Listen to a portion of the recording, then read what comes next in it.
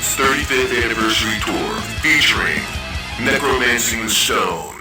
We're back live Woo! at the TLA for the 35th Metal Blade anniversary with Necromancing the Stone. We got Big John and Justin here, dude. Vocals were amazing. You blew me away. You don't have to have that scream to have metal. You can still have heavy But I metal feel without like that. nowadays, people feel like you have to. Some people just will never be into like the really heavy vocal styles. I mean, we are too.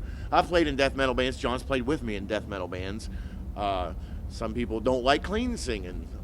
We put some like guttural vocals in our song, just like a very small No, parts. Like I like it. I'm not saying I don't, but his voice. Yeah, he's got a good voice. It That's was Actually, so good. the band started. Such polished vibrato. Oh, exactly. Very nice. The band got started because I knew I John. couldn't tell if it was Big John or Pavarotti up there. You know what I'm saying? We played in a band, and it was a death metal band, and I played and sang. But so I knew John, and we were out locally in Wheeling, West Virginia. He was karaokeing, and I'm like, holy shit, man, he sings really good. And that's kind of how the band started. I went home and I wrote The Siren's Call, and I was like, John, you're going to sing. You go sing on this. So we wrote like 3 or 4 songs, and that's really how it started. Yeah. We shelved it for a couple of years because we couldn't really find the right members. We're all busy, and it sat there. It's a whole story about how it got started, but. So what bands were you in prior? Well, nothing really big. It's Brimstone Coven. I played drums in it, which I was the 3rd best drummer in that band, actually. But first, you last. I 3rd. It's my sweet spot. Oh. And we were in Brimstone Coven together. I played drums. He sang. But locally, we played in bands. I played in a death metal band called Entropy, which there's a billion bands that have done that. So a bunch of death metal dudes trying to write traditional metal.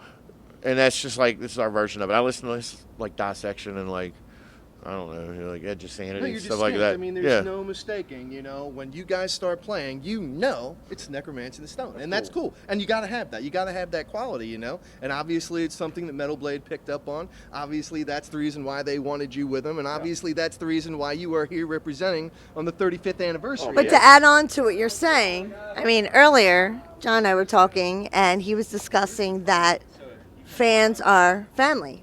They're helping us. They're here for us. We're here for them, and we're gonna watch out for each other. They're buying the merch. They're helping us get to the next town. They're helping us finish this tour and get home back to our family's family. So while we're on the road, we have this family. Not only do we have the family in the band, but we have the family out in that crowd. Yeah, the ones throwing up the horns, the ones in the circle pit.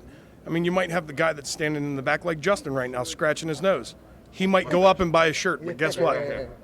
He's still family. He's helping us out. One thing that really impressed me, though, is how when you guys wrapped up your set, you went straight from that stage and you did a beeline to the merch table, man. Yep. He has no gear to load up, so somebody's got to do it. I still carry gear. No, he does. But right after the set, he has nothing to take off the stage. You don't see that. And and you know what? I'm going to give it a local shout out to Professor Pooch. I'm going to give a shout out to the Pooch. He's a big guy in music here in Philadelphia, and he is like Professor Dumbledore. All right, he is like Gandalf the Wizard, but giving advice to musicians and really kind of serving as a mentor and whatnot, because he's been there, done that. Gandalf the White. But he said exactly that. He said that as a frontman, as a band, you need to share the love with the fans. It's so important because you need to kind of humanize yourself, because if you're just one of those bands where you're going straight from the stage to the bus, what does that say? You can have somebody sell merch for you. That's cool. Your stuff's still getting sold and your name's getting out there, yada, yada, yada. But it's not the same But you can't have that one-on-one intimate transaction, not but you're there paying attention to that one person. But you identify with your fans. Exactly. You're shaking their hand.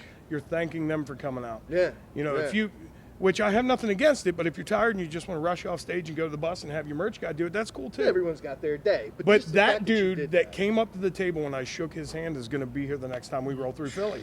Yeah, man. Because he's part of the family. It's a family reunion no matter what city we go to now. That's awesome, man. I've played in plenty of bands that had 0 fans, so it's pretty cool to have people that are into the music. You guys are going a little crazy for the next we're all over the place. The whole month of March. It's pretty awesome. Yeah. Even to be on this tour, the 35th anniversary tour is And how long?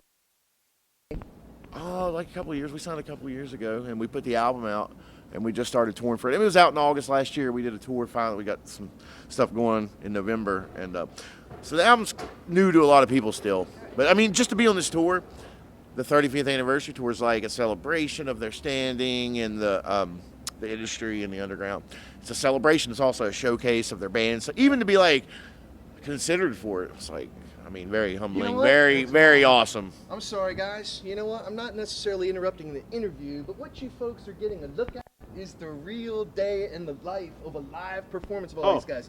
These guys got to go through, and I'm going to cut, but we're going to come back because we got to talk Jewel the Vile. Yeah. All right, everybody. So obviously we are back here with Big John, and so yeah, everybody split on us. Everybody, You know. So Necromancing the Stone, Big John, up the charts, man. Justin says he loves you guys too. Everybody That's else in the huge. band. All right, cool. I mean, I love these guys. You need to check them out. And keep buying them albums. There you go. Yeah. Yeah. I'm going to go buy. Even though it's digital, it still counts. There you go. We're on Spotify, we're on iTunes, we're on Google Play, you name it, we're on it. Nice. Awesome. Nice. As many copies as you need. All right. So Heather May, Scotty J, we're out. we're out. Woo. Love you guys.